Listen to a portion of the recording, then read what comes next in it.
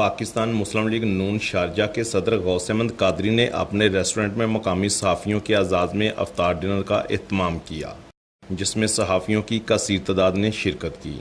इसके अलावा मुस्लिम लीग नून के कारकुनों और अहदेदारों ने भी भरपूर शिरकत की।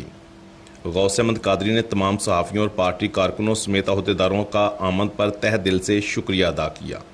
इस मौका पर मुकर्रीन ने मेज़बान का शुक्रिया अदा किया और कहा कि मुल्क को नाकाबिले तस्खीर बनाने वाले मियां नवाज शरीफ को पाबंद सलासिल करके पाकिस्तानी कौम के साथ ज़्यादती करना चाहते हैं। इस मौका पर मीडिया से गुफ्तगू करते हुए मुकर्रीन ने कहा, मीडिया का कि आज यहाँ पर कसीर तादाद में मेरे दोस्त यहाँ पर आए, तो सबका शुक्रिया अदा करता हूँ। जनाब गुलाम गौस साहब का इंतहाई मशहूर हूँ जिन्होंने ये खूबसूरत महफिल सजाई, और इस महफिल का जो ख़ास मकसद था वो ये था कि मियां नवाज शरीफ साहब की सेहत के लिए और उनको दरपेश मुश्किलात के लिए ख़ास तौर पे दुआ की जाए।